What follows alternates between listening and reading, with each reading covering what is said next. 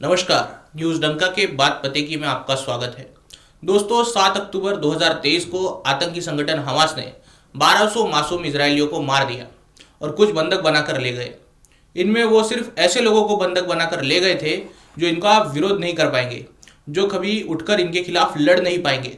और ऐसे कौन लोग थे? छोटे छोटे बच्चे और कमजोर महिलाएं। जब आप सामर्थ्यशाली, संगठित और सज्जन देश से युद्ध छेड़ते हैं तो आपकी गलती आपको 100 गुना भारी नुकसान बनाकर दे सकती है। यही हुआ भी। इजराइल ने जब युद्ध में एंट्री ली तो पूरी तैयारी के साथ।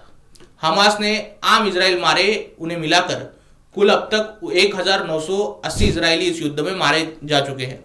लेकिन इजराइल ने जो गाजा में तांडव किया उसमें 68,000 से अधिक हमास के और गाजा के लोग मारे गए हैं।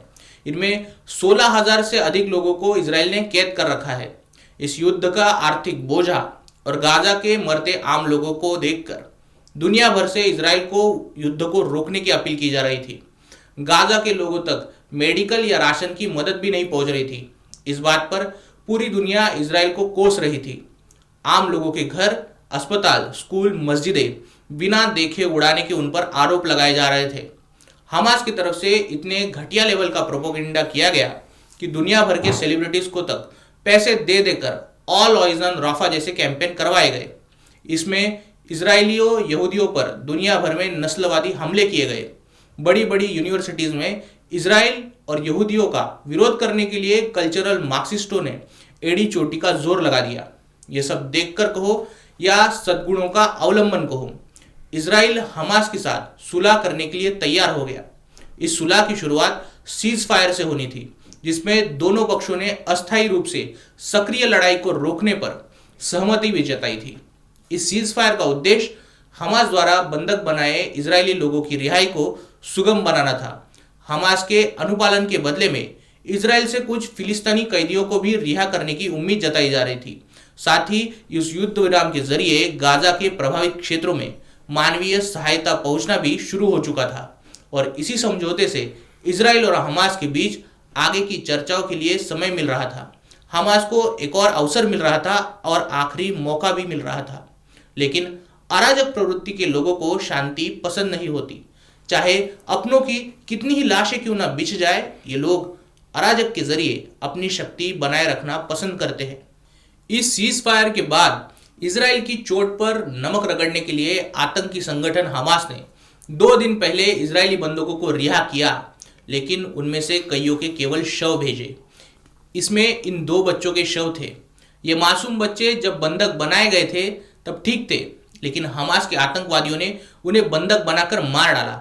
इन बच्चों के शव इजराइल को भेजे जाते उससे पहले हमास के दरिंदों ने उनके शव की परेड निकाली और आसपास खड़े गाजा के नागरिक उन पर खुशियां मना रहे थे।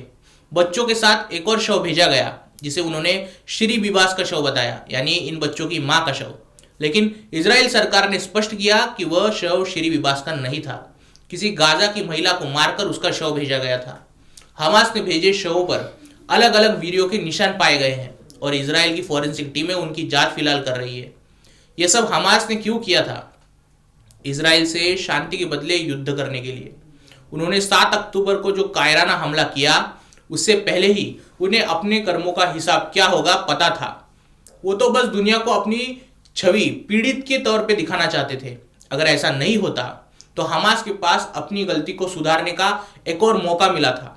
बावजूद 1 साल और 4 साल के बच्चों के गले अपने हाथों से घोटने की बर्बरता उन्होंने की। दुनिया को इनका घटिया चेहरा पहले ही देखना चाहिए था। बीते दिनों हमास के कई नेता पाकिस्तान आकर गए थे। भारत से कश्मीर को आजाद करने की भपकियां देकर गए थे।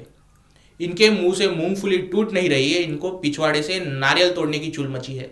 लेकिन भारत के बड़े बड़े सेलिब्रिटी, फैक्ट चेकर, पत्तलकार, प्रोफेसर, नेता इनके लिए फूल बरसा रहे होते हैं। फिलहाल तो भारत की तरफ नजरें टेढ़ी कर देखने वाले इस संगठन का समर्थन कोई भी करे उसे उन्हीं की तरह एक दानव समझा जाना चाहिए, क्योंकि मानव और दानव में बेसिक डिफरेंस यही होता है कि मानव शांति चाहते हैं।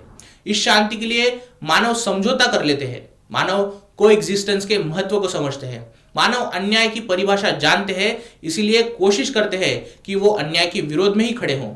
अन्याय भले अपने करे या पराए, मानवीय विचार अन्याय के खिलाफ ही खड़े होते हैं। दानवीय प्रवृत्ति के लोग किसी से कोई समझौता नहीं करते। वो समझौते का विरोध इसीलिए करते हैं क्योंकि उन्हें अराजक पसंद होता है। अराजक के माहौल को बनाए रखकर, दुनिया को जलता हुआ रखकर उस पर राज करना ही उनका उद्देश्य होता है। भगवत गीता में भगवान श्री कृष्ण अर्जुन को राक्षसी लोगों के अवगुण बताते हैं। दंभो दर्पोभिमानश्च क्रोधो पारुष्यमेव च अज्ञानम चाभिजातस्य पार्थ संपदामासुरीम। अर्थात अहंकार, दंभ, क्रोध, कठोरता और अज्ञान, ये सभी गुण राक्षसी स्वभाव में ही देखे जाते हैं। आज भी दुनिया में कई दुष्ट प्रवृत्तियां हैं, उनमें हमास जैसी प्रवृत्तियां नंगा नाच कर रही है। लेकिन अपने आप को गर्व से मानवीय मूल्यों का पोषक कहने वाला समाज आंखों पर पट्टी बांधकर ऐसे घूम रहा है कि गांधारी को भी कॉम्प्लेक्स आ जाए। दोस्तों, दुनिया भर के सज्जन ऐसी प्रवृत्तियों से सीधे तौर पर लड़ नहीं सकते, इनका सामना नहीं कर सकते, तो कम से कम इन्हें बोलना होगा, इनके खिलाफ लिखना होगा, उनका विरोध करना होगा। इजराइल को मदद न कर सको ठीक है, लेकिन कम से कम इजराइल को विरोध करना बंद करो।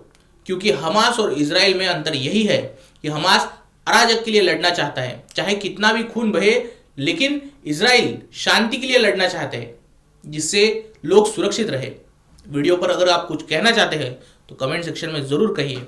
ठीक लगा हो तो लाइक कीजिए और न्यूज़ डंका हिंदी को सब्सक्राइब कीजिए। मिलते हैं अगले वीडियो में नए मुद्दे के साथ। तब तक नमस्कार।